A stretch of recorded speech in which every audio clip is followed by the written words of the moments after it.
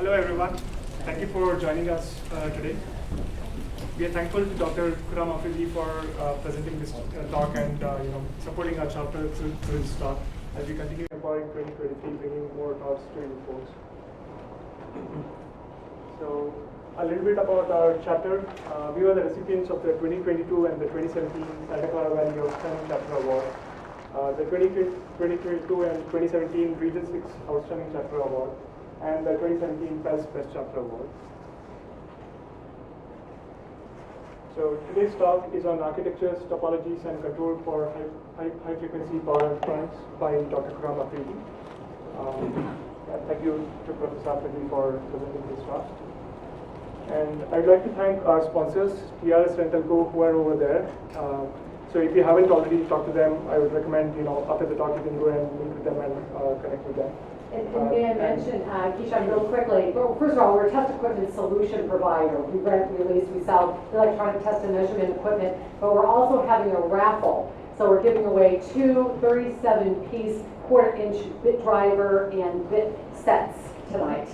So please come by, get some information, and make sure you enter the raffle, okay? Yeah, thank you, and thank you for supporting our chapter. We love sponsoring.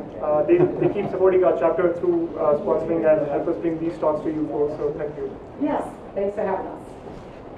And I'd like to thank our ITT co-sponsors, the Santa Clara Valley Solid State Circuit Society chapter, and our host, the Plug and Play Tech Center, for hosting us today. Before we go ahead, this is just a brief flyer of our upcoming talk, which is going to be on the 21st June next month at the Census Converge Conference at the Santa Clara Convention Center. So if you want to register to the talk, please go ahead and register at the link shown here. We'll also send out an email with the link for registration. So this is in continuation with our theme for 2023, which is basically bringing more power, empowering 2023 with all these talks, towards miniaturization. And this is a list of all the volunteers and officers who help make these talks happen. So thank you to all the PELS ExCom members here. So if you're not a senior member already, then you can apply for senior membership. That is the highest grade that you can apply for. And what are the advantages if you ask? The first thing is that there's recognition of being a senior member. You get a senior member plaque, and you get you have a bunch of benefits, like you get all these announcements for different elevations that happen in your section or society, and you are able to refer other candidates as a senior member, and it's also a really good networking opportunity. So if you are not already a senior member and you're eligible to do so, please you can contact us and we'll help you get the recognition for that. This is 2023 at a glance. The talks highlighted in yellow are the ones that we've already had before.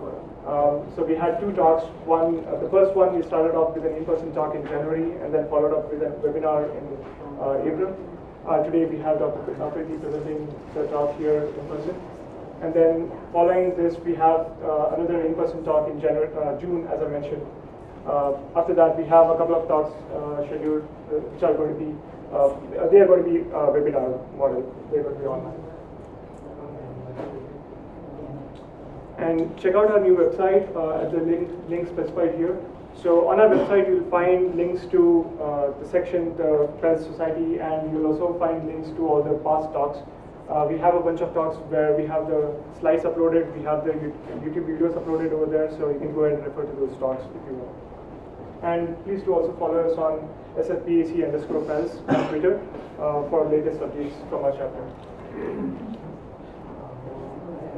IEEE eGrid is a location where you get all the great talks and events that are happening around in the Santa Clara Valley down to your mailbox twice a month for free. So if you want to register for that, please go to this link mentioned here. And as you can see here, you can see all the talks, including today's talk, listed on the eGrid. Finally, thanks for coming, and get ready to enjoy a lot more. And please put your phones on silent mode. And before I go ahead, let me give a brief intro of our speaker today, Dr. Khurram Afridi. Dr. Khurram Afridi is an associate professor of electrical and computer engineering at Cornell University. He received the BS degree in electrical engineering from Caltech and the SM and PhD degrees in electrical engineering and computer science from MIT. His research interests are in power electronics, energy systems, incorporating power electronic controls. His experience includes positions at CU Boulder, MIT, LUMS, Topologies, Schlumberger, Philips, Lutron, and NASA JPL. He is an associate editor of the IEEE Journal of Emerging and Sensitive Topics in Power Electronics and a distinguished lecturer of the IEEE Vehicular Technology Society. He has received Caltech's Carnation Merit Award, the BMW Scientific Award, and the Lums Werner von Siemens Chair, Cornell Engineer Research Excellence Award, and the NSF Career Award. He holds 22 US patents and is a co-author of 6 IEEE prize papers. With that intro, I'll hand over the floor to Dr. Afridi. Thank you for presenting, and the floor is yours. Kishan, thank you very much, and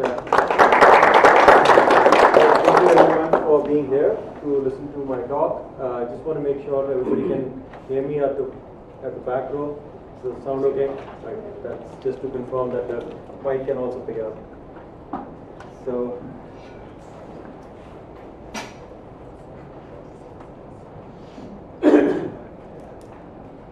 All right, so let's get started.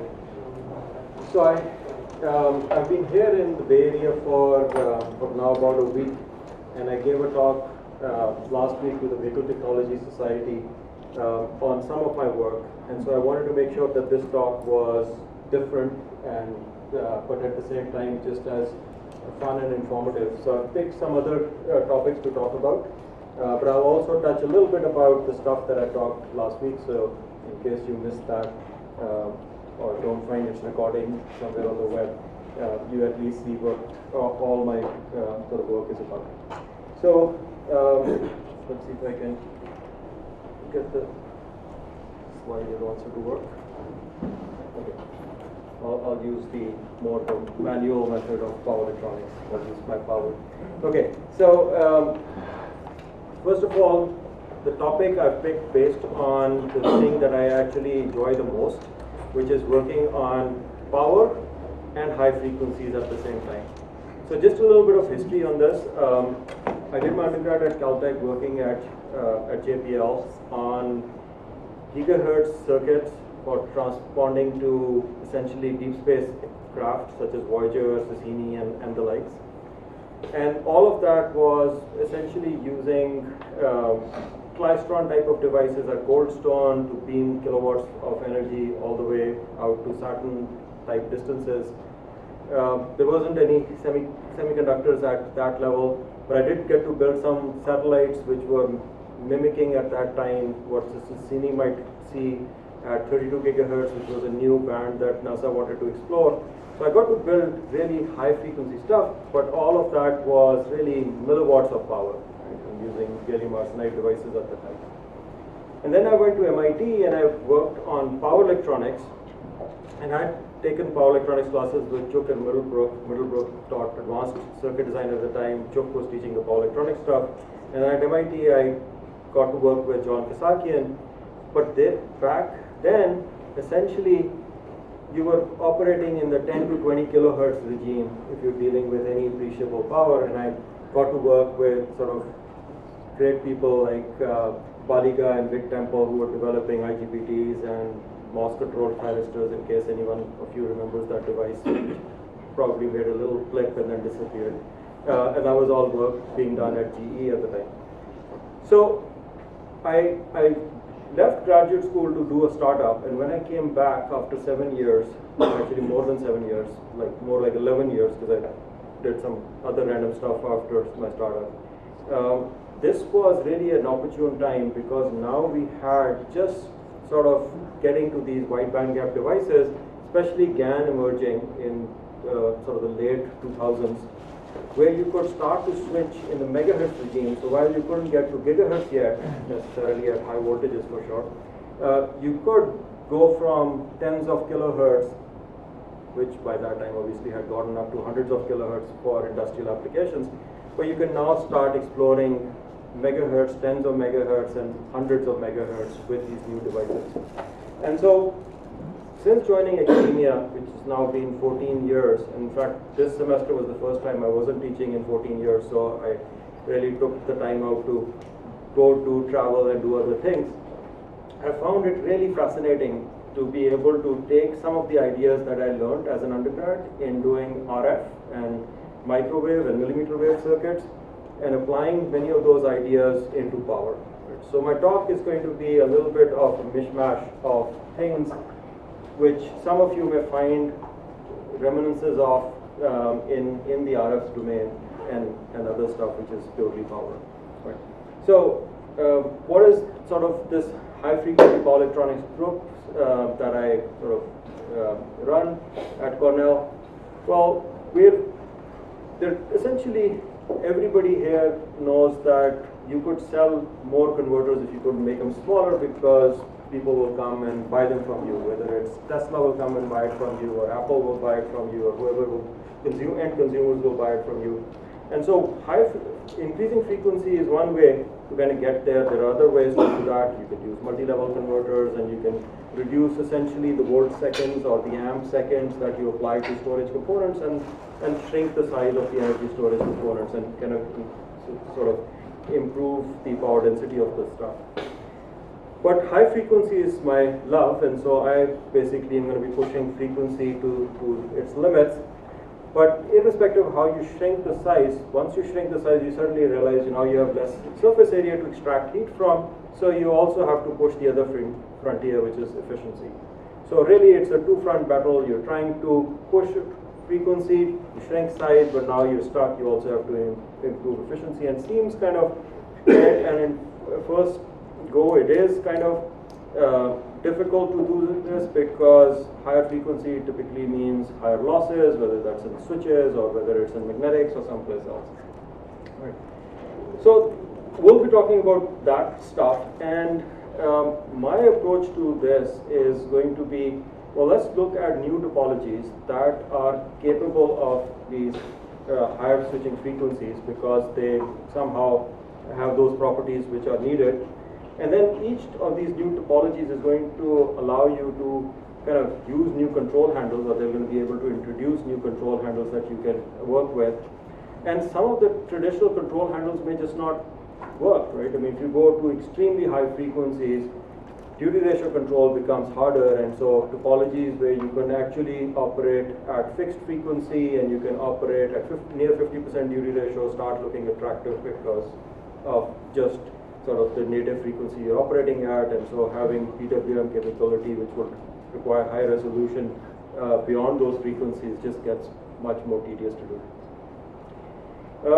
In terms of the applications that I'll talk about, it's going to be electric vehicles, because that's actually, if you kind of just from the get-go, since being in power electronics, my PhD work was all in automotive, and since then I've just had a love for automotive applications. So I'll talk a lot about electric vehicles in that case, and also I'll talk about data centers, which is another major application space for my group.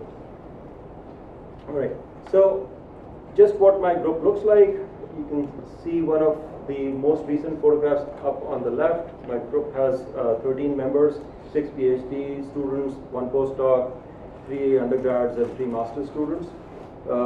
And it doesn't look any different from your own power electronics lab, other than the fact that some of the items that we build, because of the fact that we're operating at these extreme frequencies and sometimes at pretty high powers for those frequencies, they may not look like the kind of thing that you've recently built. For example, the bottom right, that happens to be an air core inductor, and it happens to be that big because we're trying to do a lot of power through it. And then, as you all know, you need to be able to build this stuff in a very compact fashion, because at these frequencies, any parasitic is going to kill you. So in terms of like how I'm going to divide up this talk, I'm going to essentially talk about 3 segments. The first segment is DC to DC converters, and I'll talk through a few interesting projects that I've worked on in DC-DC converters. Then I'll talk about a little bit about line interface converters.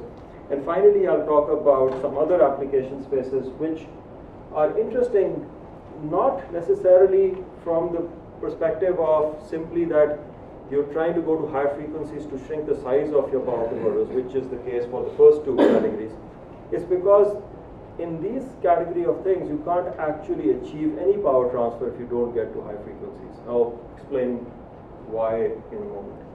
Alright, so my talk is essentially going to be on DC-DC converters, line interface converters, and wireless power transfer and RF type of applications. And I'll talk about a few things in each one of those. Right. So let's begin by talking about DC-DC converters, and specifically what I'm going to talk about are power converters that are operating across wide operating regimes. And with sort of the applications that we have, especially automotive, we know that this is an area of great interest today. So let's see what are the sort of challenges that we're faced with when we talk about these wide operating range converters.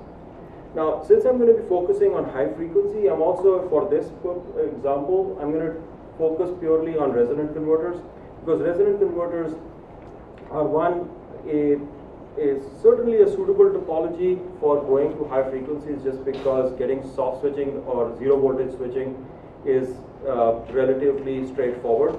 You have to have enough lag in the switch node current relative to the switch node voltage to be able to essentially turn off both devices and pull the charge out of the device that was off previously, and now you want to turn on so that you can turn it on under zero voltage and not have any discharge loss from its output capacitance.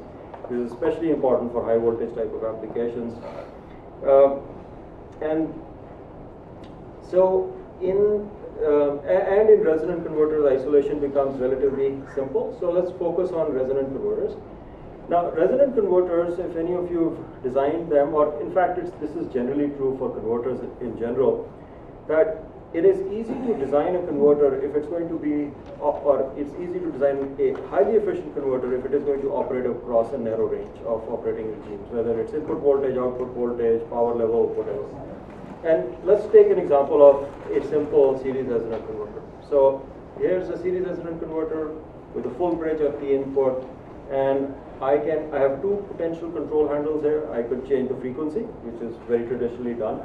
But if I now want to regulate the output voltage, let's say I want to reduce the output voltage because my input voltage just went up, I essentially can increase the frequency, move away from the resonant point of the series resonant tank, and drop more voltage across it. But now you have large circulating currents that are going to flow in this circuit, and that's going to cause more conduction losses, and you will not have the efficiency that you previously had when you were operating very close to the resonant frequency of that tank.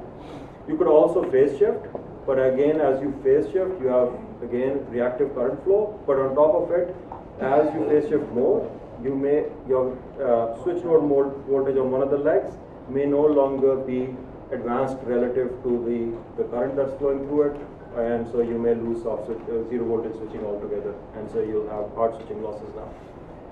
So in this kind of a architecture, you traditionally see that as soon as you're sort of backing off, for example, in power due to regulation, your essentially efficiency will tank. So the question is, can I come up with a topology which scales with frequency and does not, even if I operate it at very high frequencies and I have to do a lot of regulation, I still don't lose this zero voltage switching capability, and nor do I increase the circulating currents. So in that with that perspective in mind, let's look at what resonant converters are sort of structurally, or what's their architecture. So a traditional architecture for resonant converters, you have an inverter, you have some kind of a resonant network, and then you have a rectifier. So you feed the resonant network with some AC, and you extract some AC from on the rectifier side. And so it's essentially that's all you really have. Is you can do something on the inverter side or the rectifier side in terms of phase shifts, or you have essentially frequency as a control handle. But let's introduce some more variables into this. Let's say instead of having just one inverter feed the resonant tank, have multiple inverters feed this tank, or have multiple rectifiers connected to this. And now we've introduced additional control handles. In fact, we've also introduced the concept, the possibility that the impedance that each of these inverters or rectifier sees could potentially be different. Right? So now we have far more variables at our disposal, and so we could start to play with some of these ideas. And here, I'll take a very simple example and show you how you could potentially take advantage of this architecture. Right? So now, with this architecture in mind, we implement it as this particular topology. This one is called the impedance control network, or ICN resonant converter. And what I'm going to do is I'm going to still have my same number of switches as I had in the series resonant inverter, except I'm going to use each half bridge as a separate inverter. And in front of it, I'm going to load it with a different impedance.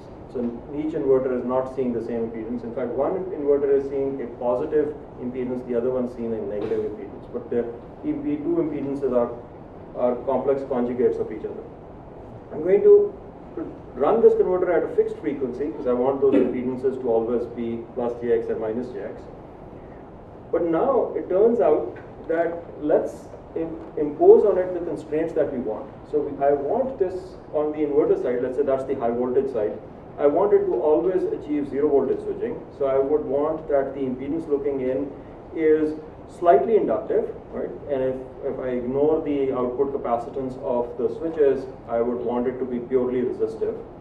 But at the same time, I don't want it to lag ever. So I want it to be as close to resistive across the full operating regime. And it turns out that there is a phase angle that I can pick between these two inverters, here given by 2 delta. That's the phase shift between these two inverters. And if I pick a particular value for that 2 delta, which is given by an inverse cosine of the ratio of the two voltages, I can actually keep the admittance, which is the inverse of impedance, to be purely resistive. Right? And I can set it to be with a slightly different value for 2 delta. I can set it to be precisely the amount of inductance I need to get soft switching.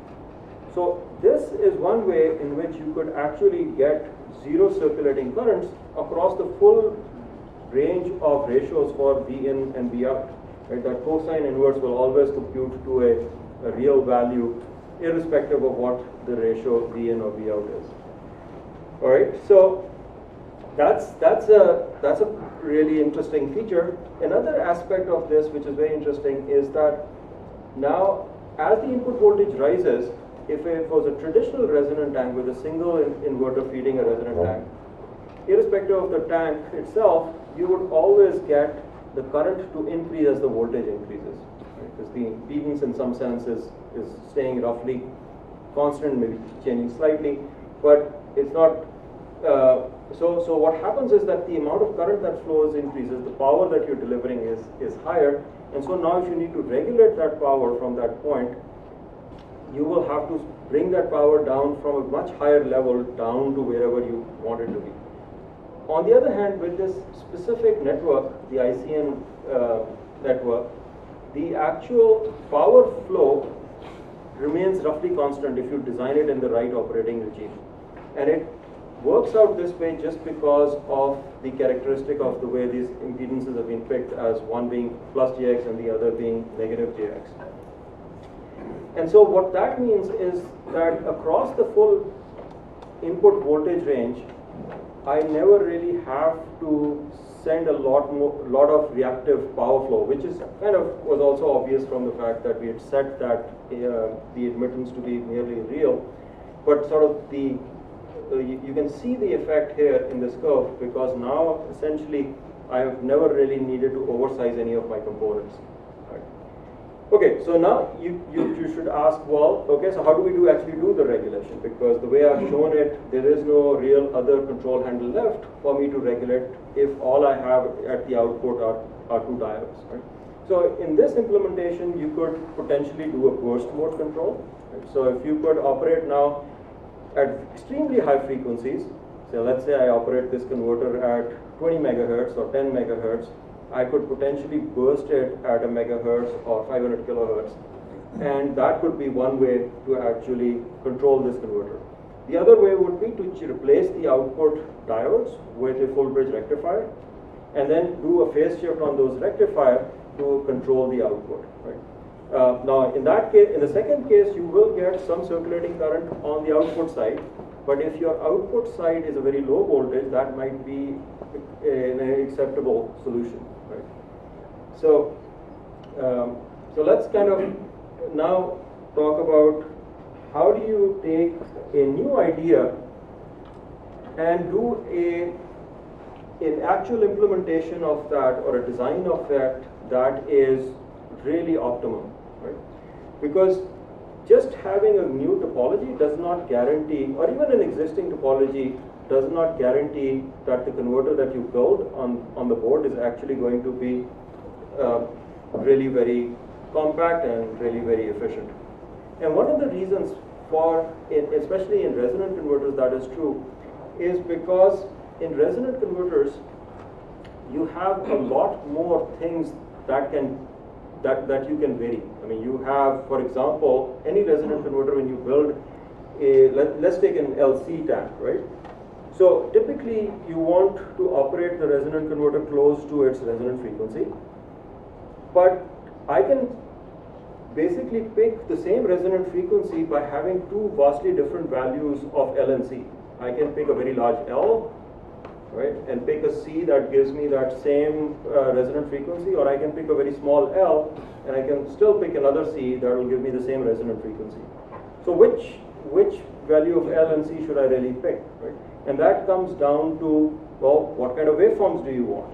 And many of the sort of the simplest analysis would say, well, let's just assume that the current waveforms are sinusoidal, and we'll do first harmonic analysis, and we'll use that to do the design of our resonant converter, and hopefully it all works, and if it doesn't, we'll worry about it later, right? Well, it turns out that even in a very simple resonant converter, that's not a great strategy to actually start with. But as you are now complicating your converter design by adding more complexity, you need better tools to be able to figure out exactly what those waveforms are going to be. In fact, I mean, I would argue that if you're essentially transferring energy through the fundamental, you're probably leaving a lot on the table in terms of efficiency, because you now picked a very large inductor to get a large loaded Q value. That large inductor has larger parasitic losses associated with it, and so your efficiency is going to be really poor. Okay? Yeah, you're probably guaranteed you'll get zero voltage switching, because now your waveforms are all sinusoidal, so you can figure out how much phase shift you need to get soft switching. But other than that, you're probably not going to be highly efficient. So one of the other things that my group works on is figuring out techniques for figuring out the exact waveforms for high order resonant converters. Now, some of you probably studied state plane analysis as a technique. That gets really tedious once you get beyond two state variables. It's no longer a two-dimensional plot now. You start going into 3Ds or multiple plots. And so one of the techniques that my group has developed is what we call the step superposition analysis technique. So if you have a resonant converter, typically you have some kind of a resonant tank, and then you're loading it with inverters and rectifiers. And typically these are at the exterior of your converter. So you can take, and I'm talking about now a very complex design where we have multiple inverters, potentially multiple rectifiers, right? So something that may be sort of similar to this one. Okay, well, this is not complicated enough because it was only one rectifier. But if I take all of those inverters and think of them as equivalent voltage sources, and similarly with the rectifiers, which are essentially some kind of a rectangular wave or square wave, depending on your duty ratio, I have the rest of the circuit is linear, so I can use superposition for analysis purposes. But furthermore, I can take the waveform that each inverter is producing, which was some kind of a rectangular wave, and break it up into a series of up steps and down steps, all just phase shifted relative to one another. And so I can actually not only do superposition of all the inverters and all the rectifiers, I can take each inverter and I can do a superposition of response to each step. And the response to each step is very simple. It's a step response, right? Everybody learns how to do a step response in essentially the first circuits class. So now I can write a simple analytical solution for the step response of my converter to a unit step. And as long as there's some losses, these step responses are eventually going to decay. So you take all of these step responses, you add them up, and if you were good in your math class in high school, there's some teacher of yours probably taught you geometric series analysis. You can actually write all of these up, and you can sum them and get a closed form solution for the exact waveform for the currents that are going to flow in this network. And so if we apply that, for example, to this resonant converter that I was talking about, the impedance control network, it turns out that that technique works. You can get closed form expressions for the currents that are going to flow in that tank, and those will exactly match what your simulate and what your experimental solutions are going to be. So they're clearly not going to be sinusoidal, but all of that information gets captured if you apply this kind of a technique. Right. So once you have such accurate models for your waveforms, next you simply build a good loss model for each of your components, and then you can sweep across all the parameters that you have in your converter, find where your losses are minimized, and that's your design. So this is a really useful technique for basically analyzing any kind of a converter in which you can hold most of the network as constant and basically just apply essentially the inverters and the rectifiers that are at the outside. So for all kind of resonant converters, this technique works. We've also been developing techniques which work when the network itself changes, but I won't talk too much about that today. But if you're interested, I can kind of give you a peek of that at the very end. Anyways, so using this technique, you can then come up with, okay, what should be the value of the inductors and the capacitors in my resonant tank to get sort of the high performance. But as you get to these sort of more complex converters, you start to realize, well, this thing has a lot of inductors in it. And that's not a good thing, because now like my bill of materials gets huge, and like this converter is just going to be super complicated to actually deal with. So what can we do there? So if we take a look at that again, I'm just going by that one example of the impedance control network converter, which in this case has 4 magnetic components. It has a transformer, and it has 3 inductors, one doing the plus JX, one doing the minus JX, and then sort of a filtering resonant tank. Well, I can move the resonant tank to the primary side, and if you now look, again, you probably studied at some point a class in magnetics where they told you that one of the models for a transformer is a T network of inductors. Well, that's a T network of inductors. So I can take that T network and implement that just as another transformer. So now I went from 4 magnetic components to essentially just 2 magnetic components, one an ideal transformer and one a transformer with a controlled coupling factor, which basically realizes 3 inductors. So with that, we can now build, for example, a power converter for telecom applications. So let's say we have some input voltage range which is wide and output voltage range that's wide, and this was stuff that we did almost, I would say now 7 years ago, where we essentially built a 1 megahertz GaN based quarter brick converter with those specifications that could handle 550 watts.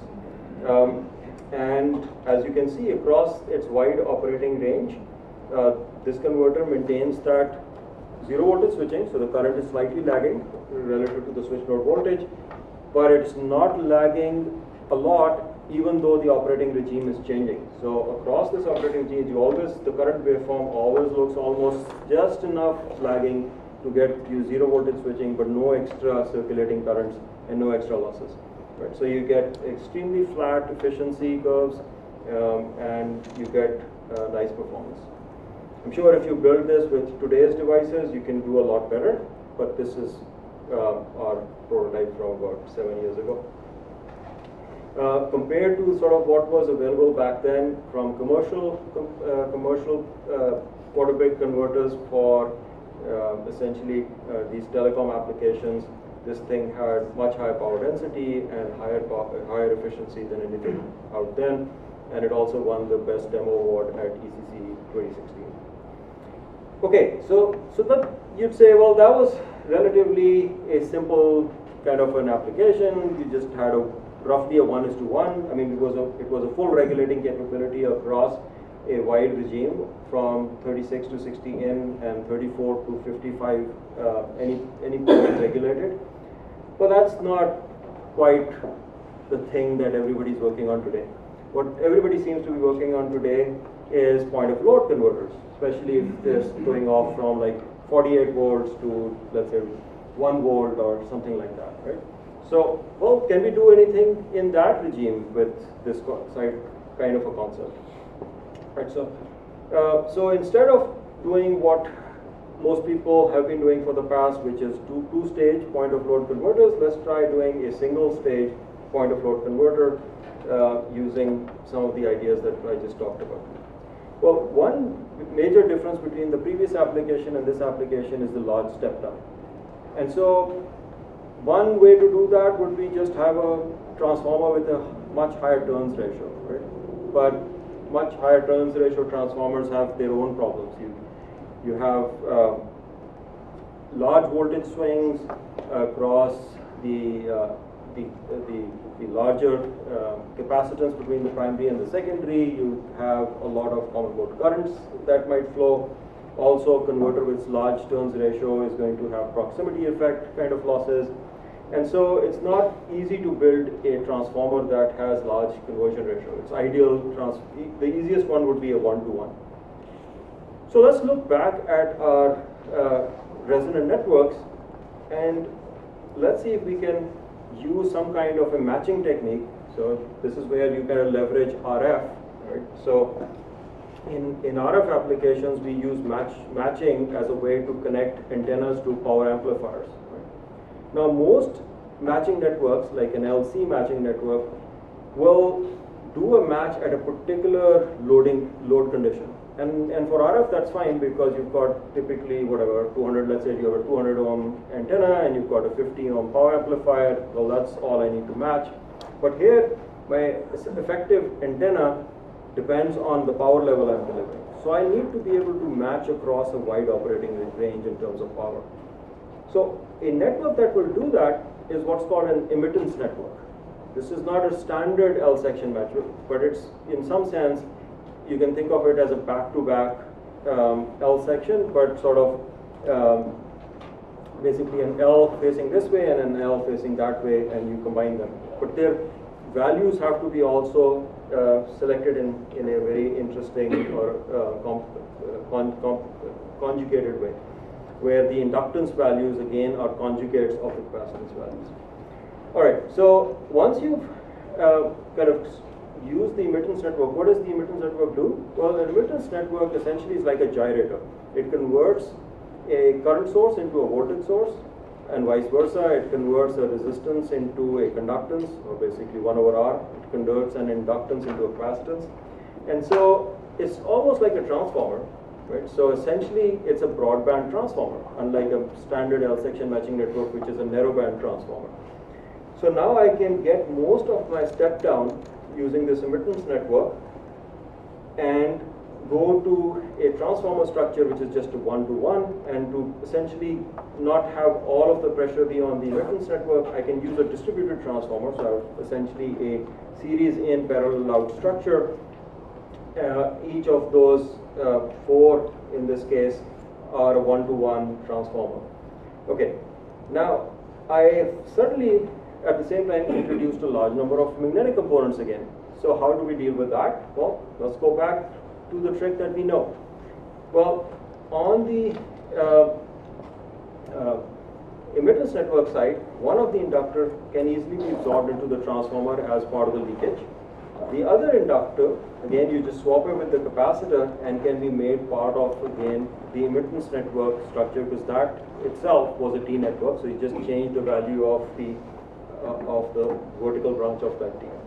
So you're back to your two magnetic structures, and so this, all you've done relative to the original ICN converter I showed you is essentially put in two capacitors which are effectively looking like a voltage divider or a capacitive voltage divider.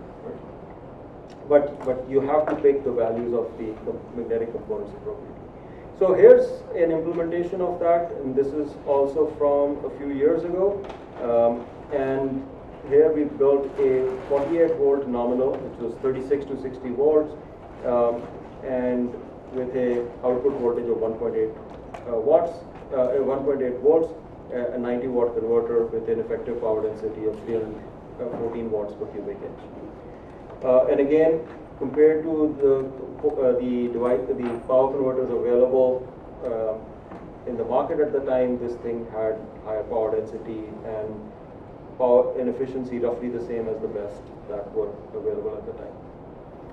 So this is from 2018, so about 5 years ago. Again, if you do this with the latest devices, you can probably do better. Okay, so enough of DC to DC converters. Let's now talk about line interface converters. So line interface converters, let's start with AC to DC converters, typically are two-stage. So the most common architecture will be a boost PFC, power factor correction stage, followed by an LLC which provides step-down isolation regulation capability. All right, so what we would want in a converter that was compact would be fewer components, but we need to be able to do the PFC function and all of the second stage functions all in one stage. And one of the key things that we need for good performance is a converter that can, I mean, if you want compact, operate at high frequencies. Hence, it needs to be able to have, again, zero voltage switching, low circulating currents across a wide regime, right? And we just looked at a converter where we could maintain that across any ratio of input to output voltage. Hence, why not look at that as a way to also do an AC to DC converter? So let's take the same ICN converter architecture. We feed it with the AC that we're now getting from the wall. We'll rectify it so that we can just work with two-quadrant switches rather than four-quadrant switches. And the capacitor here is not providing any buffering. It's just a high-frequency decoupling cap for these high-frequency switches. The input rectifier structure doesn't have to be diodes. It can be basically synchronous silicon or any slow FETs, which are essentially switching at 60 hertz. And now let's look at what do we need in terms of control to make this actually act like a power factor correction circuit. So for a PFC, what we would like is that the impedance or the admittance looking out from these high frequency inverters is again resistive, right? Because we want the current to be in proportion to the voltage. That's how we're going to get essentially a sinusoidal current for a sinusoidal voltage. And so in some senses, it's a similar kind of capability we want, but now the actual control laws are going to be slightly different because the math that we get for the admittances is going to come out like this. We're basically going to use the rectifier phase shift as part of the control, which is now shown here as phi. So if we do solve that problem, basically all we're going to try and do is make this the real part of this admittance be purely resistive and be purely constant, because if we want this to maintain a sinusoid shape, then we don't want the value of the real part of this admittance to change during one cycle, right? And for low circulating currents, we want the imaginary part to be zero. So you can set those things as your constraints, and you can get expressions for what the control variables need to be.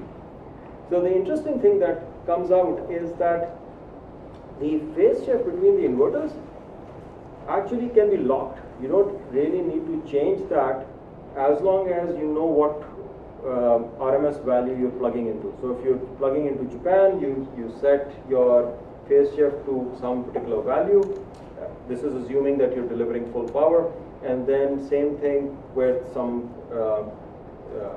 let's say some high line voltage, you'll get a different value, and you'll get some value in between these depending on what that input voltage is. So when you plug in, you sense what your voltage is, and you set this phase to some constant value, and then you don't change it across the line cycle. What you change across the line cycle is essentially the rectifier phase shift, and you change the rectifier phase shift by this control law, and that will essentially give you a PFC function. So we went ahead and we built power adapters using this topology, and so our first generation of this was a 90 volt to 265 volt RMS universal input AC/DC adapter for sort of like a gaming console type of an application, 330 watts, and we got a power density of 40 watts per cubic inch. Again, you can see across the operating regime, irrespective of where the line cycle was, you're getting that zero voltage switching and low circulating currents on the high voltage side. In this application, the output voltage is relatively low, so you can operate this with phase shift and have circulating currents on the output side without having very high losses.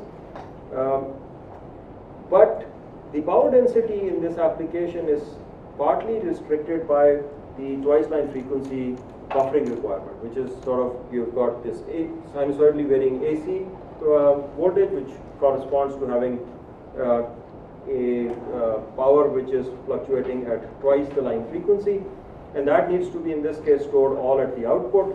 The output is a relatively low voltage, so you need bulky capacitors to actually store that.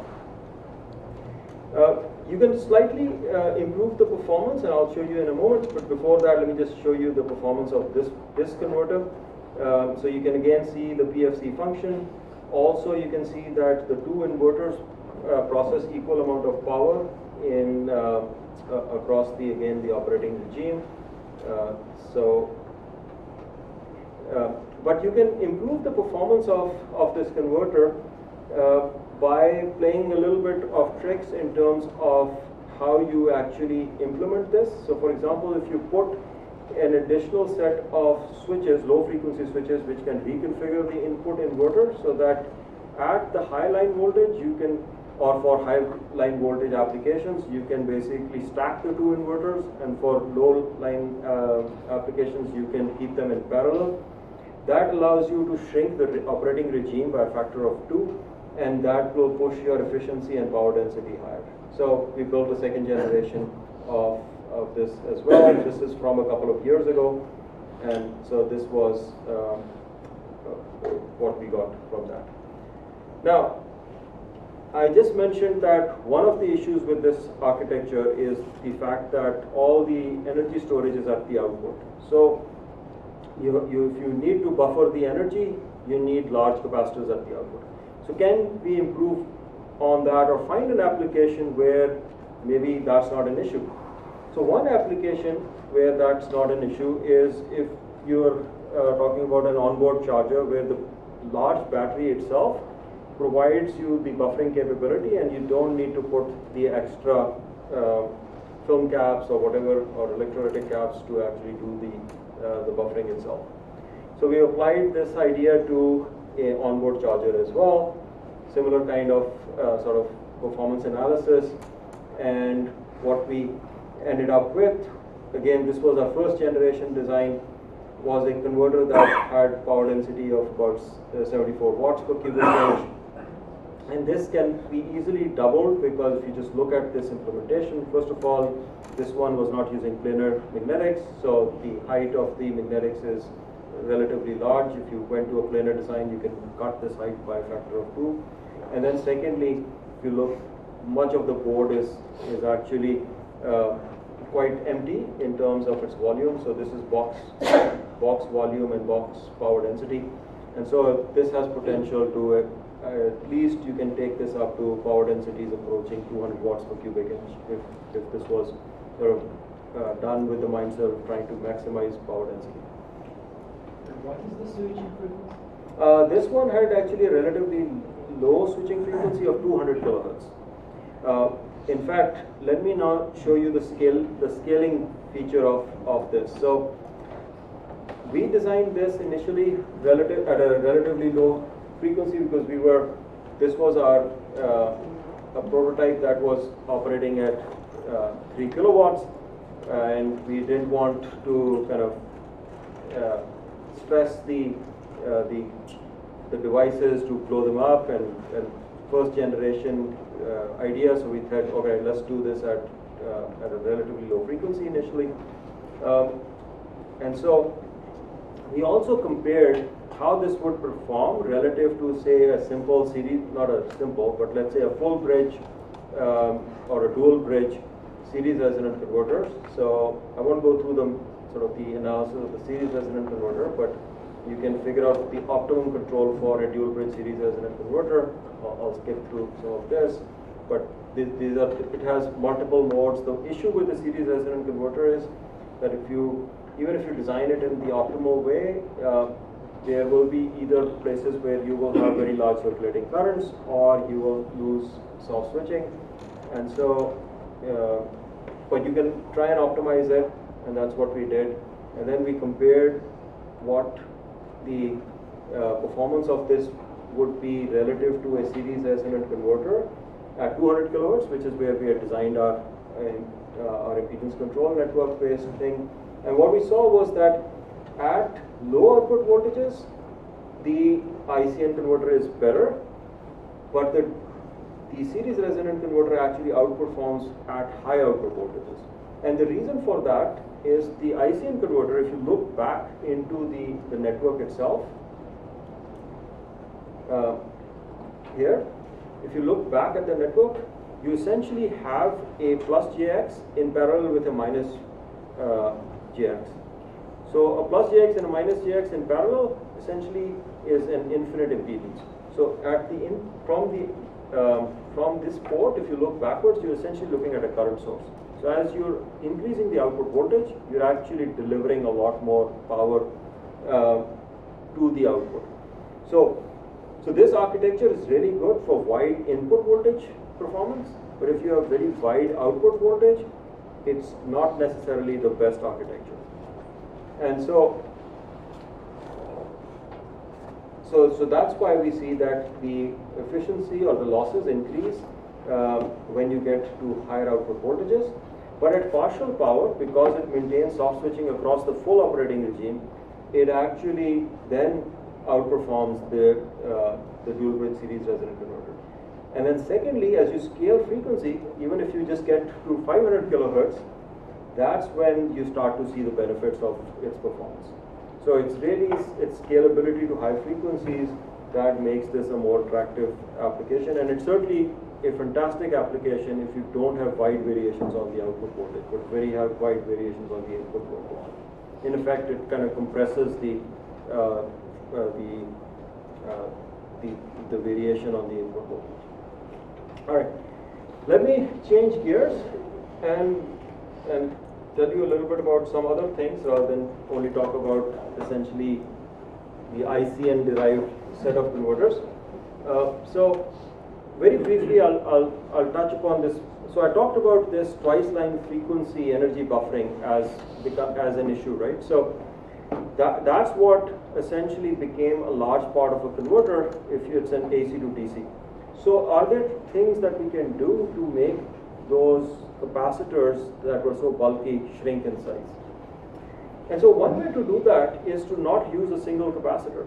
What you can do is, instead of a single capacitor, you can have multiple capacitors. So one of the capacitors is going to store most of the energy, but you can have other capacitors stacked up in series with it, with some additional low frequency switching, line frequency switching switches. And as you are charging and discharging that main capacitor, you can bring in series with it these smaller capacitors. And those smaller capacitors essentially allow the bus voltage to stay constant while charging and discharging the bulk capacitors that you have. So using that, we demonstrated actually quite earlier on in one NECC Best Demo Award in 2014, a LED driver where we essentially replaced two electrolytic capacitors. This was actually a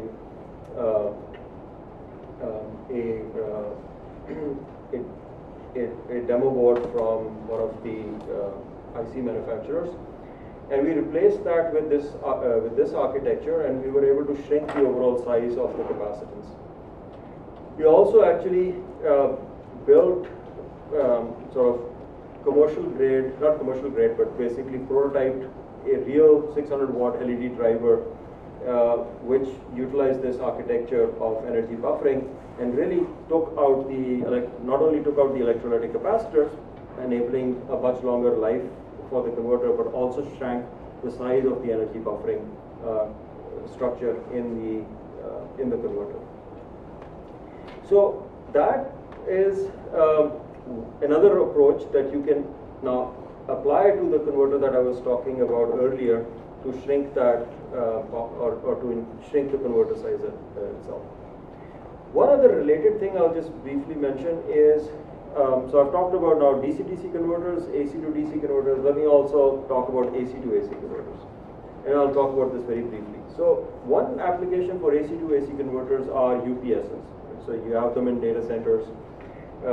And the traditional way of doing that is essentially you have a AC boost converter. That means the input is AC, so you need 4 quadrant switches to block that. But it's essentially a boost converter at the input.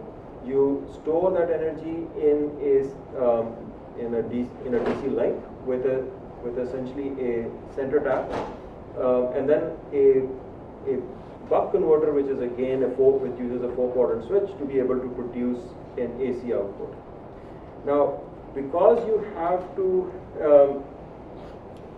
have the current that sort of flows at the output, have a neutral line that goes all the way back to the input for UL and safety requirements, this architecture in the end requires you to have 2 capacitors instead of a single DC bus capacitor, so as to be able to carry this neutral through.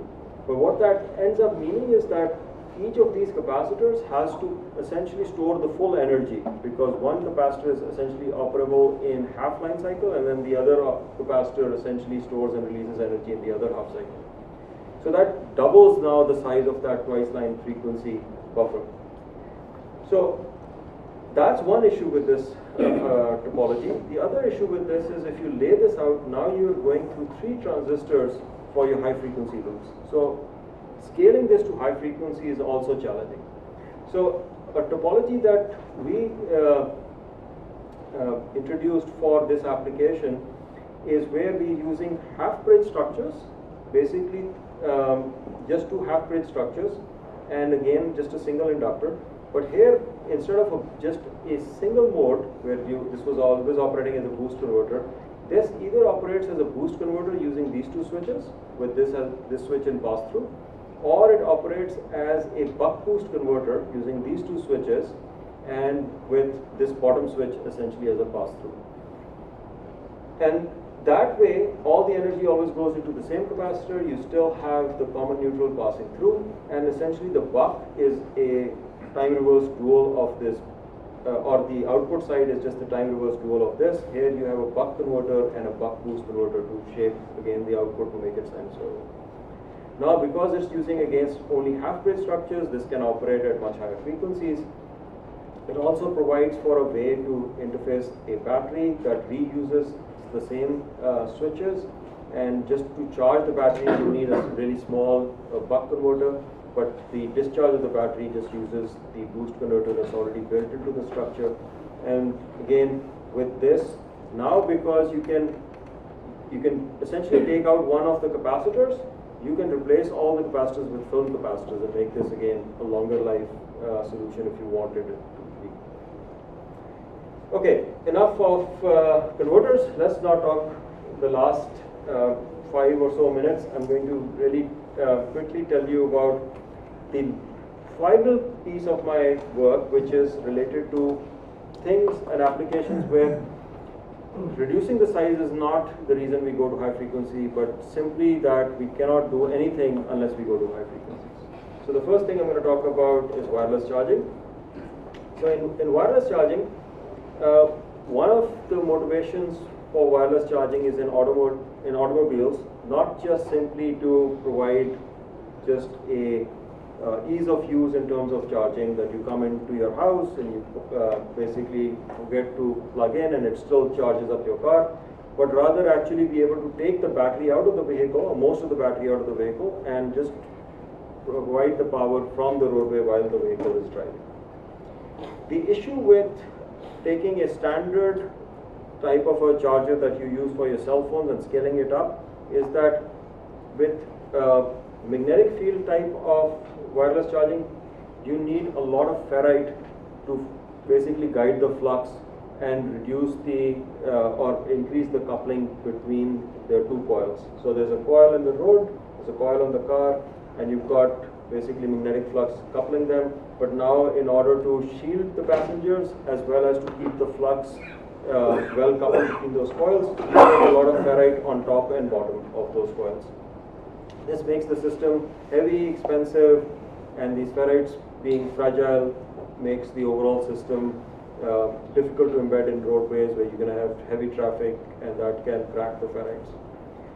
So an alternative approach could be using electric fields instead of magnetic fields. The problem with the electric field based system is simply that the permeativity of free space is 5 orders of magnitude lower than the permeability of free space. So you need to do something to overcome that gap, because what it means is that the electric field strength is going to be 5 orders of magnitude lower given the same amount of voltage that you apply, as opposed to if I had the same numeric value for current, I could have gotten 5 orders of magnitude higher magnetic field. But since the power transfer is not just the strength of the field, but it's in fact related to the rate at which that field is changing, I can overcome that 5 orders magnitude difference if I can run my power electronics 5 orders of magnitude faster, right? But that means magnetic systems which are operating around 100 kilohertz, 85 kilohertz for the automotive, that's where most are converging. I need to now operate this thing way up in the megahertz regime, okay? And we're talking about now power levels that could be in the tens of kilowatts, right? If not higher than that.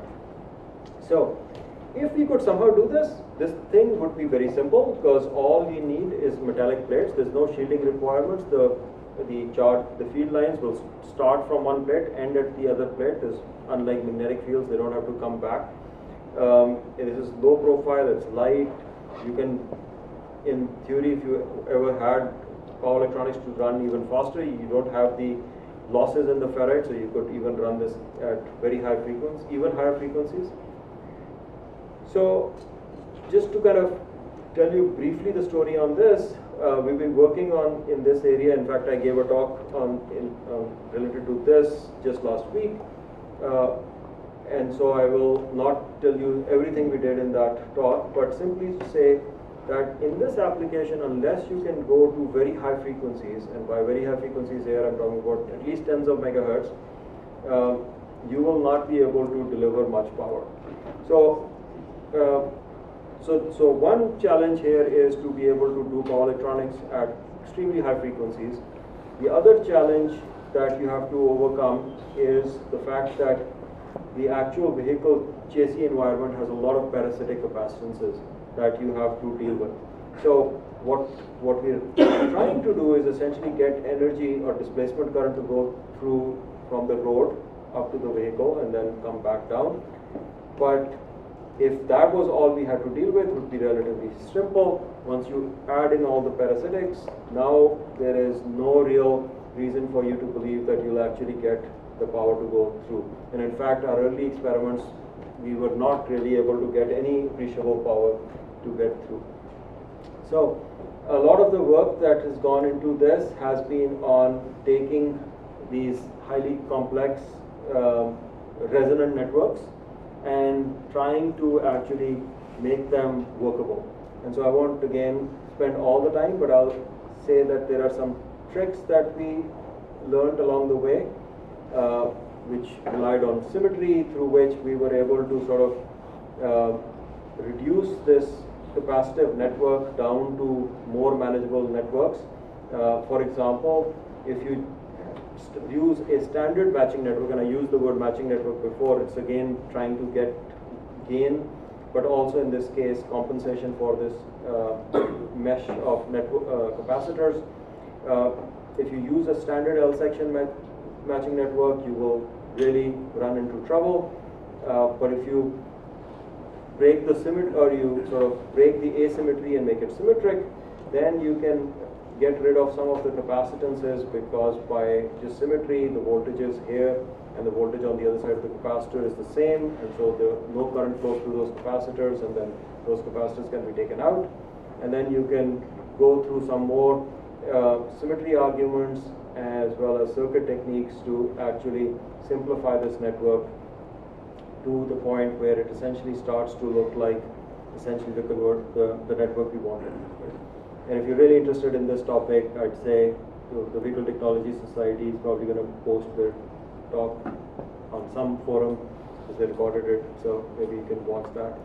All right, so the only aspect about this I'll say is that this is an application where unless you have high frequency, you're just not going to make any headway. So we've been building these capacitive or electric field-based wireless power transfer systems. This is actually stuff from about 2019.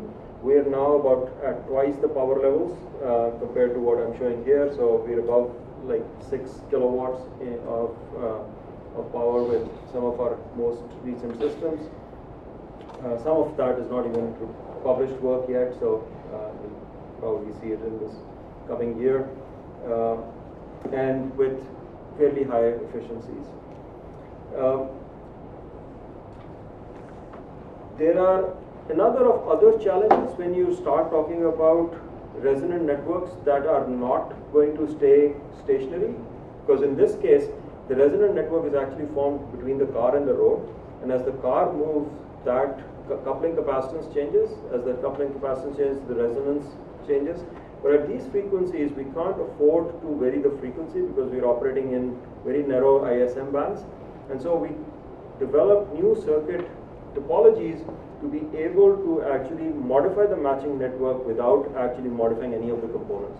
So I'll give you an example. So here's a topology that we invented. We call the active variable reactance rectifier. And this is able to add any amount of reactance to the matching network, anywhere between minus jx to plus jx, by us controlling simply the voltages at the output of these rectifiers. Essentially, as you change the voltages in these rectifiers, you're changing how much power is flowing through each rectifier, which is basically saying how much of this reactance is having an effect on the matching network. And so I can swing that reactance anyway, and so without changing frequency, but simply by changing voltages, we can lock onto the vehicle as the vehicle approaches and continue to deliver constant power as it glides over the charging pad. So this kind of enables this in-motion charging of the vehicle. Here's sort of the experimental demonstration of that, where without that AVR rectifier, the power falls off, but with the AVR turned on, you can hold the power at constant value for misalignments, for car going over it, for car having different clearances, and all sorts of those aspects. Final thing is another application where high frequency is important. This is ion accelerators. Now, ion accelerators are all around you. The biggest one is SLAC. That one is like a mile long. But ion accelerators in general have lots of applications. Proton beam therapy for cancer therapy is used in some of the largest hospitals. You have ion implantation for semiconductor manufacturing. There's plasma heating for fusion. There's lots of other scientific applications. There's like ion propulsion for satellites. So ion accelerators are actually a very important class of things. but traditional ion accelerators are large, right? So SLAC being an example of that. Right? But it's like, let's say, state of the art 1 MeV type of a linear accelerator would easily fill sort of the length of, or from here to the other, past this wall to the end of this building. So our goal was to try and build a 1 MeV desktop this size ion beam accelerator, so that everybody could have one in their lab, and we had it to be safe and portable. So this is work that we've been doing with Lawrence Berkeley National Lab up here in Berkeley. And the idea is that essentially we have ions that, in fact, we have some ion source, we extract those ions, and then we're going to accelerate them by applying voltages. Now, traditionally, these ions are accelerated by applying like 1,000,000 volts. But when you're applying 1,000,000 volts, that means now you have to have large clearances for that equipment. So that's why it fills out the entire building. So instead, if we could apply, say, 10,000 volts, 10,000 volts happens to be a nice number because it also doesn't produce X-rays. I can accelerate the ions, but the problem is when I have the next set of 10,000 volt ion accelerator, the first plate of that is going to repel the ions that are coming in. So I need to somehow flip the voltage on these plates in sync with the ions transit. And so essentially I need a high frequency RF amplifier which can provide large amounts of energy to these plates and keep these ions accelerating. And in fact, as the ions speed up, I need to keep increasing my frequency to keep pace with the ions. Otherwise I'll have to again extend the gap between this and make my thing which was supposed to be desktop again becomes too big. So that's another application where again, unless you get to these extreme high frequencies, and right now we've done 13 megahertz, 27 megahertz modules, 54 megahertz modules, where we essentially accelerate these ions, and we have our eventual goal, near-term goal, is a 500 keV ion beam accelerator. We currently have one which is about this long and does 150 keV. So that's another application of power electronics. That's not sort of stuff that you would probably see in everyday things, but also something that we work on. All right, over time anyways, so I will stop here and just say that high frequency power electronics is such a fun area because, well, one, you get to build cool products that you can put in Teslas and Apples, but secondly, you can actually also do some of the stuff that's super fascinating, which allows you to then feed back new techniques and tricks that you learn from these extreme frequencies back to the kind of products that we use every day. So with that, I will end and just take questions and answers.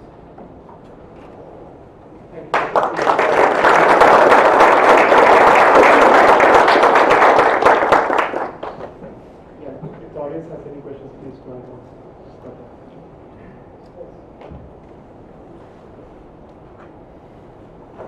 I just one question for the resonant converter. I think it's on the slide 6 or 7.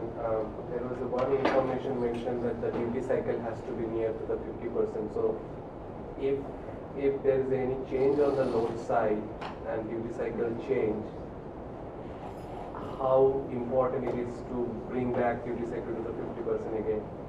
So what we mean by duty ratio here is essentially the percentage of time the top switch. So in each of these half-bridge decks, the percentage of time the top switch is on versus the bottom switch, and that's totally in your control.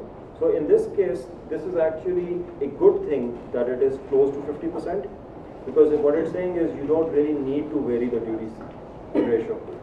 So typically you would regulate, like in a buck converter, you would regulate by changing the duty ratio, because that's the only control handle you have.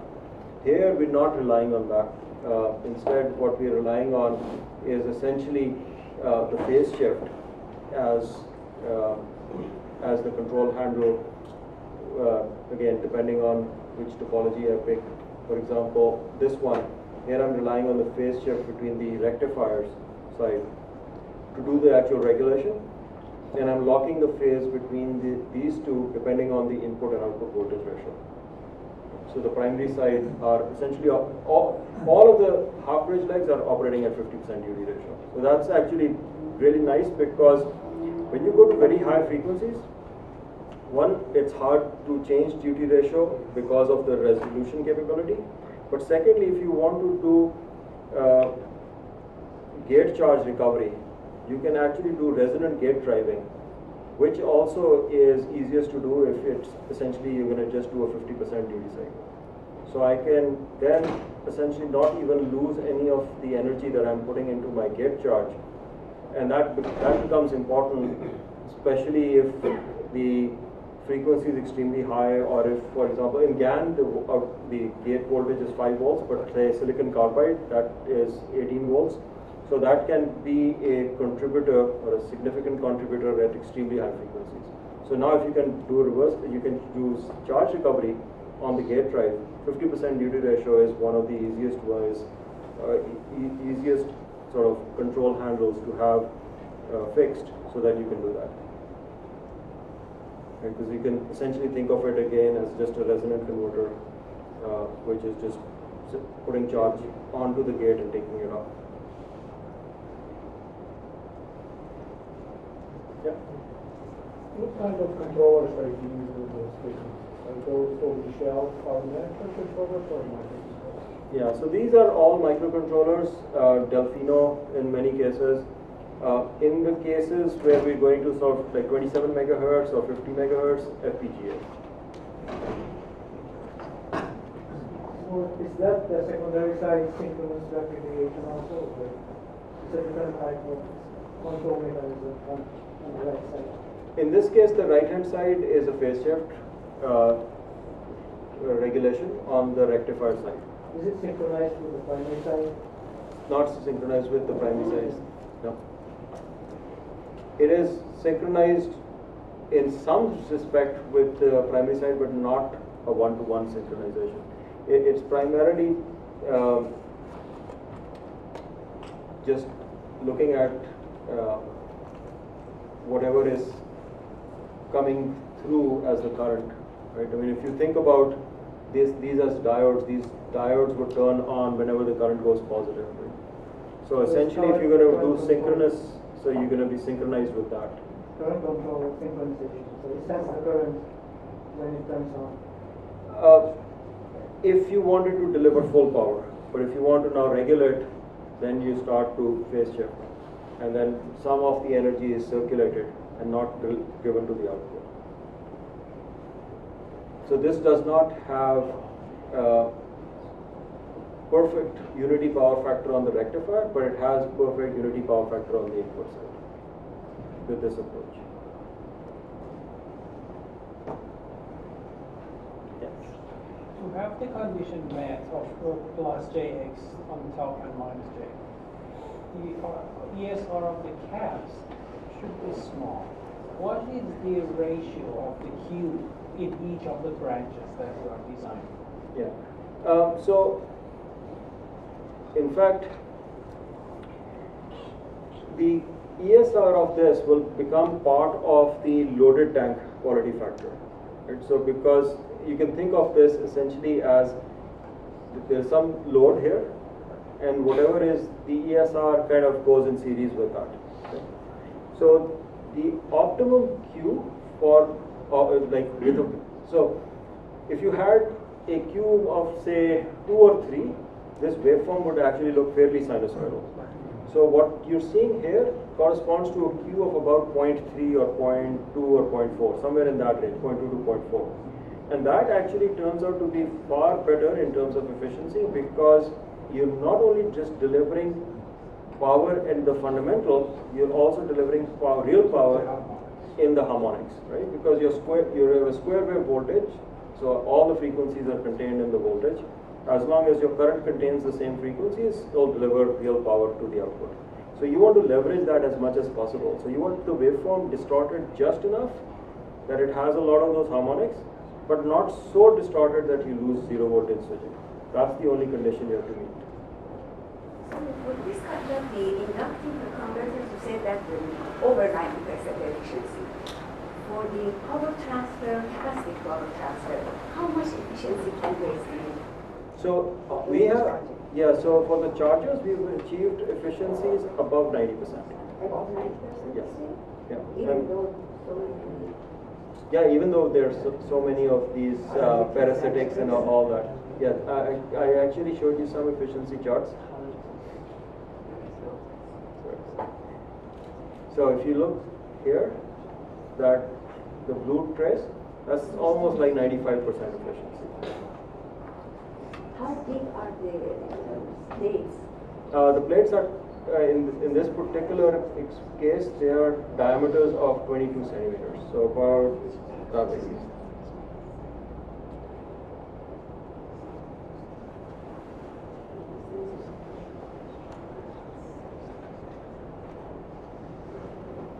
And I didn't mention that the inductive systems have three things that make them very expensive. One, it's the ferrites. Two, you have to use Litz wire, because at 85 kilohertz you still need to have stranded Litz wire. Three, the compensating capacitors, which are typically film caps. Especially at these high power levels, those three items start to really make the system expensive. In our approach, essentially, what I kind of skipped over is that the L section matching network had a capacitor, but because I'm getting all these parasitics, right, all of these capacitances are really coming from the parasitics, but these parasitics are totally in my control. I can control their value, except for the C plate, which is not in my control, or the diagonal capacitance, which is not in my control. All the other capacitances are in my control because they are essentially realized by the distance between this plate and the back plate. So by controlling that gap, I control that capacitance, and that helps me eliminate any other matching network capacitance. And so the system is entirely what you see here is these plates, the back plate, and this inductor. And that's it. And obviously the semiconductor devices that switch. But it's a very simple and kind of minimalistic kind of a solution. Which is why it's also efficient, because there are not too many things around to dissipate. The inductor in the end is essentially your biggest energy dissipator, followed by the semiconductor. So, yeah. I noticed you put up a slide with allowable volt per meter. Yes, safety. Yeah, safety. Yep. What is the highest power you can deliver at each of these frequencies? Okay, so so that's a good question. So the power that you deliver, the safety essentially limits how much voltage you can have across the air gap, right? Because that's really the voltage that determines the fields that are coming out. You can deliver higher power by keeping that voltage constant. That means you keep the displacement current, which is this shown as I, constant, right? But simply increase this voltage VP, because this voltage VP is not creating fields that are emanating outwards. These are basically fields that are locked within the plate and the back plate. And so if you increase this voltage, that's what determines how much power that you're actually going, because this VP times I times whatever phase between them, cosine of the phase, tells you how much actual real power you're delivering. So there is no one answer to your question. It really depends on what VP can you achieve that will allow you to deliver power. So now, as I was saying, we have already demonstrated, or not published, but demonstrated above 6 kilowatts of power with systems of the size that I was just showing you. So the efficiency you calculate is only based on where you start your electric field, not any extra components from the beginning to DC to DC. Oh, from the first. Yeah, it includes the semiconductor losses. It includes in fact, the largest losses are in the inductors and the semiconductors. Extra devices required. provide Yeah, that? so basically we're talking about the efficiency from this port to this port. So DC to DC efficiency. And our DC to DC efficiency is about 90%. And what's the suggestion for foreign object detection? Yeah, so foreign object detection, we have actually a paper at this coming WPTCE. I don't know if you follow the Wireless Power Transfer Conference, which will be in San Diego. What we've done there is essentially use the impedance that you see from this port and use that with some machine learning to, this is sort of just a side thing because this is not really power electronics, but we've actually used that, and that turns out to be a pretty good way to detect things like metallic objects, living objects. We could tell at least things that were creating a short circuit, which would be metallic, and things that were sort of living, yeah, at least we were able to segregate those things. But there's a lot of work that needs to be done on that. We were basically just doing not one frequency impedance, but sort of like an impedance map across a wide frequency range from this point. Is there the assumption that you detect before the power transfer Yes. starts? Yeah. So you basically just check a small signal impedance, and then if it's all clear, then you turn it on. So you can have like that as a continuous process where you're just detecting, and if something comes off, you just basically will stay off. But that's something you have to do with an inductor system also. Sorry, what material are you using for the plates? It's just copper in our case, but you could use aluminum. Any metal would work. Yeah.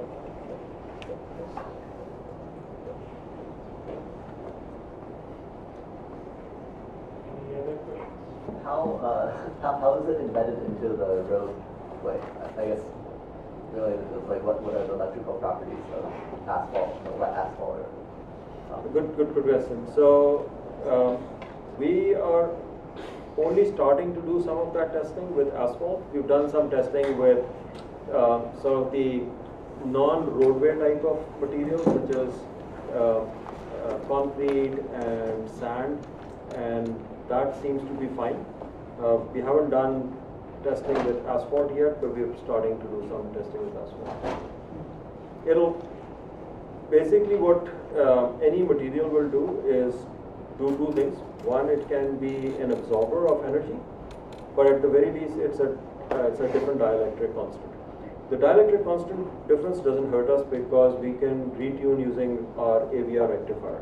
And so essentially, it's some different capacitance than what we thought, and we will just change those voltages so that we have a slightly modified matching network, effective matching network. In terms of energy absorption, we don't know exactly what asphalt does yet, but for the other things that we've checked, it seems to work fine. And as far as like weather conditions, if it's say wet versus dry, how much of a difference does that make? Yeah, so if it's wet versus dry, again, water dielectric constant is different than air, so it changes the dielectric constant. That's the primary difference. And so like, I guess maybe this isn't something that you looked into too closely, but is it something that you can match around with a fixed network, or does it require? So as I said, you can't work with a fixed network. Or I mean, with a given matching network or a given circuit, are you able to drive the variety of? Oh yes. I mean, without that, this whole thing would fall apart, right? So the key thing is the stuff in yellow. Mm-hmm. So this stuff in yellow essentially allows you to have fixed components, fixed frequency, yet tune for all of these variations that we talked about, whether it's water or it's different distance or it's sort of laterally different distance or vertically different distance. Essentially any change in the coupling, we basically adjust for that using this network. So how many, I guess, orders of magnitude of impedance or like capacitance? So this x, so you can change from minus jx to plus jx. Mm-hmm. So it comes down to the value of this x. Okay, so you would have to. So you got to know how much to expect, and you pick your X for that. So let's say you expect, I don't know, 20 ohms of variation. So you change it from, you'd have minus 20J and plus 20J, and then you would be able to swing between those two. Very simple question. Other than the vehicles, when you see this? Yeah, so I should say that the reason we haven't done any asphalt testing is because we're not really targeting roadway vehicles for the next immediate future. Our initial target is robotics and warehouses. So that's why all the testing we've been doing is with materials that are used in the flooring of warehouses rather than asphalt roads. So that's really where it will first see its appearance, is essentially autonomous vehicles running inside warehouses, fulfillment centers, things like that. And next would be things like ports and stuff like that. Is there any standards coming up in terms of identifying the two-way communications between?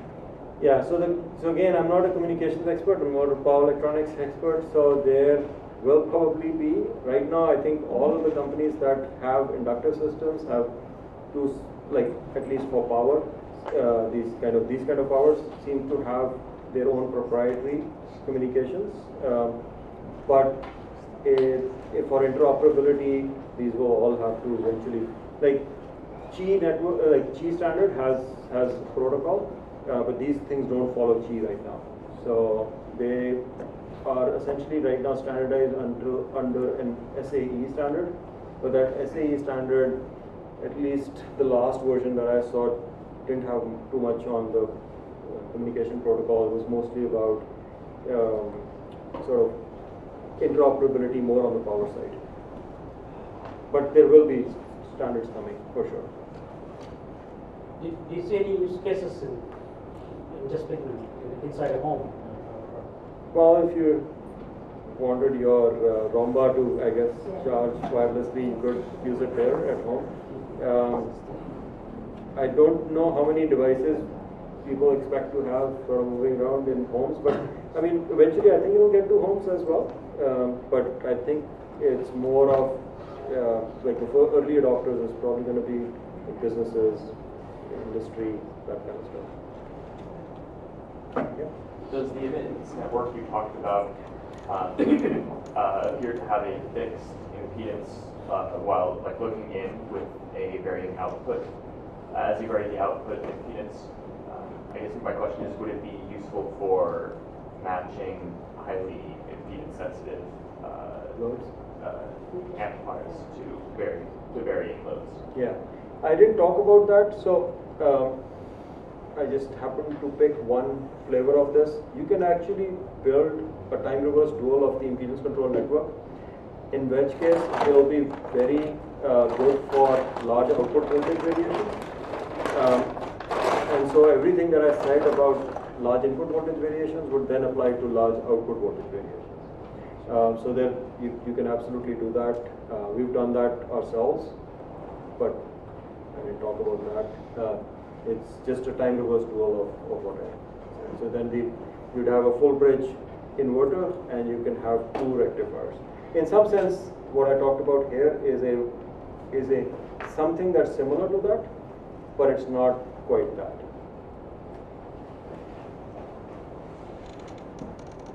Yes.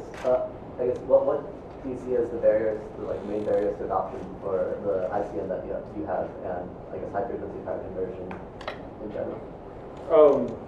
I don't really see any barriers to adoption. I think it really depends on the use case. The ICN could potentially be used for extreme high frequency power adapters like AC/DC. I think that's a pretty good use case. I guess barriers are always, you need to have enough of a motivation to introduce a new topology. So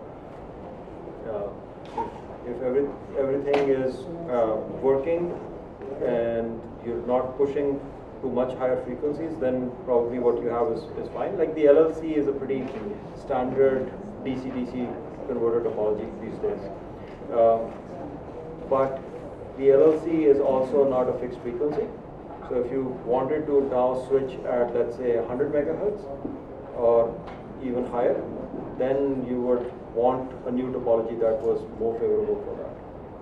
But if you're operating at 150 kilohertz, then the LLC is probably fine because you can operate it at 140 kilohertz and you can increase the frequency up to 400-500 kilohertz and just do regulation that way. So I guess it depends on like what you're trying to achieve and where you absolutely need it.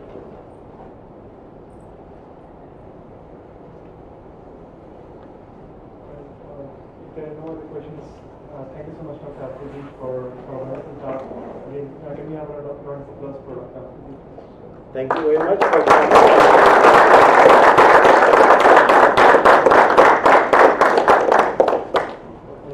I'd like to thank our sponsors, TRS Rental Group, for sponsoring this event. Please to stop by at their desk, and fill in the raffle ticket, fill in your information for the raffle ticket. And I would like to thank our IEEE sponsors, co-sponsors, the Santa Clara Valley's SSCS chapter. And finally, last but not least, thank you all for coming in for this webinar. And I hope to see you all in our next seminar next month. That's going to be at the Census Congress Conference. We'll send out the details, so please stay tuned for that.